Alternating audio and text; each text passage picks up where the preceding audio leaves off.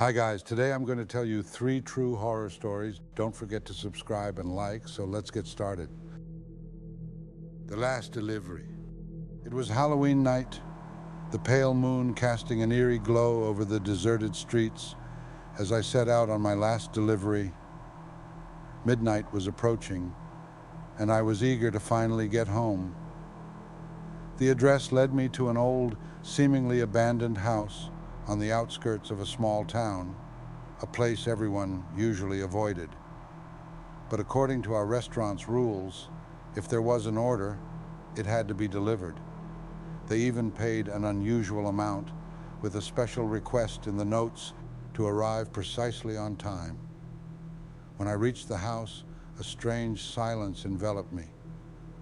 Not even the wind moved, no birds chirped, and even my car's engine sounded muffled, as if something was dampening its sound. The front door was old and dark, seemingly untouched for years. The handle was rusty and covered in cobwebs. Just before I knocked, I heard a faint, deep murmuring from within, as if someone or something was speaking softly. I knocked and waited. A few seconds later, the door creaked open, and a strange, deathly pale figure in a long black dress appeared. Her face was covered by a veil, perhaps Victorian-style lace, through which I could barely make out her features. "The pizza has arrived," I said, trying to act as if nothing was wrong, though my heart was pounding in my chest. The woman, perhaps more ghostly than alive, handed me a small purse filled with old silver coins. Her hand trembled as she whispered, "Thank you for bringing it." As she placed the purse in my hand, I noticed her skin was grayish, almost lifeless. Her voice was muffled, dull, as if coming from deep underground. I was about to turn away when I heard something else from the depths of the house. A soft, almost inaudible crying, or maybe a moan. I looked back, and though the door was only slightly open, I could see down the hallway. Torchlight flickered in the distance, and it looked as if people in black robes were standing in a circle, swaying slowly, as if performing some ancient, forgotten ritual. A strange, decaying smell hit my nose, like the stench of an animal left to rot. I turned back to the woman who stood in the doorway, staring at me silently. I cleared my throat, trying to muster some courage, though my voice shook as I asked, "Is this some kind of Halloween party?" She just stood there, looking, a faint dark smile seeming to appear under her veil. "Yes, you could call it that," she replied, adding softly, "The guests are waiting for the pizza." As she stepped back into the house, the door slowly creaked shut behind her. I took one last haunted look at the door before dashing to my car, alert for any sign that something might be following me. I jumped in, turned the key, and hit the gas. When I was a safe distance away, I glanced at the small purse filled with silver coins. Something was wrong with it. It was as cold as ice, and for a moment, it seemed to be leaving a trail of blood on the seat. Silent night. The icy winter wind howled through the streets as Laura sat alone in her family's house on Christmas Eve. Snow blanketed the yard, and only the faint glow of street lights lit up the neighborhood. The twinkling holiday lights cast a warm glow in the windows, but an odd sense of unease filled the air. Laura knew she'd be alone until late that night, while her parents were out at a family dinner. Suddenly, there was a knock at the door. Laura was startled. She hadn't expected anyone, and the street was completely empty. She went to the door and peeked out the window. All she could see was a small package on the porch, placed right by the entrance. It had no tag, just a little red bow. She opened the door, picked up the box, and brought it back inside.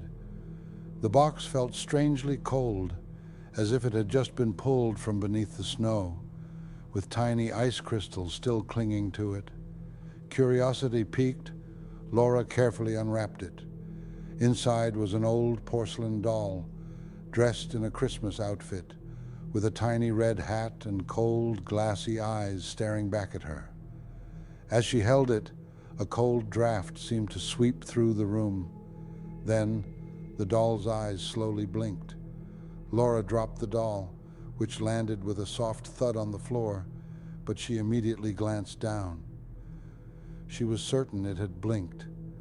Maybe it was just her imagination, but something inside her said that she should take the doll back outside immediately. She bent down to pick it up and noticed a small folded piece of paper in its tiny hand. Unfolding it, she read the message. Never leave it alone, ever. Laura froze. It was too late. The front door slammed shut behind her as though someone had locked it from the outside.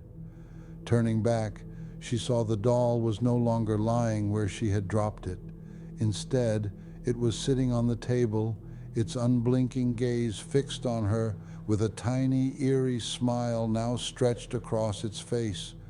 Frantically, she tried to escape the house, but the door wouldn't budge, and the key was gone. The doll seemed to inch closer every time she looked away. From the fireplace, strange, low whispers began to emerge, like someone or something was trying to speak through the crackling flames. Laura began to cry, trapped alone in the dark living room with no way out.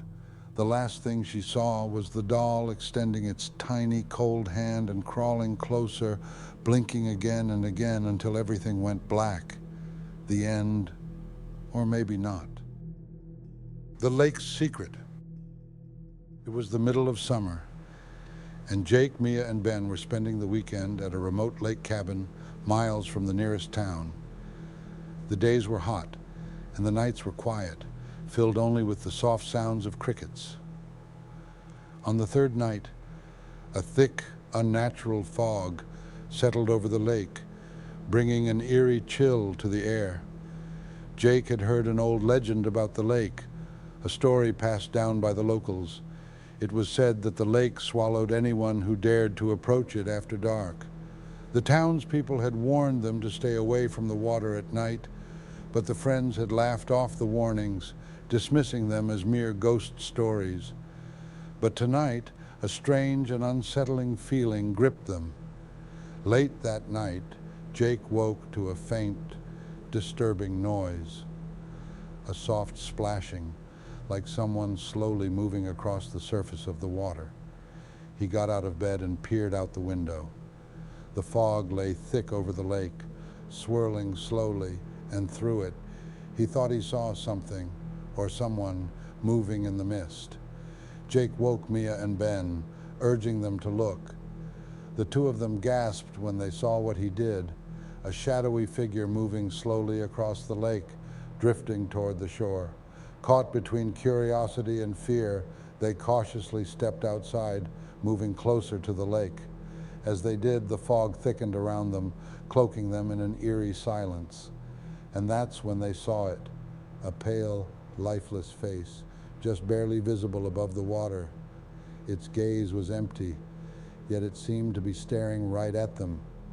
Mia let out a scream and backed away, but something strange happened. The ground beneath them seemed to turn into swampy mud, sucking at their feet with each step they took.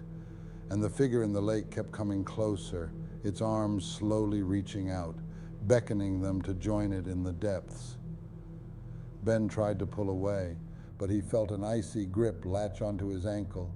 Frozen with fear, he could only watch as he was dragged slowly toward the lake. Jake and Mia desperately tried to free him, but the more they struggled, the deeper they sank into the muddy ground. Their final screams vanished into the thick fog, leaving the lake silent once more, as though nothing had ever happened. The old legend continued to live on, warning any who would listen. Something waited in the depths of the lake, something that claimed those who ignored the warnings.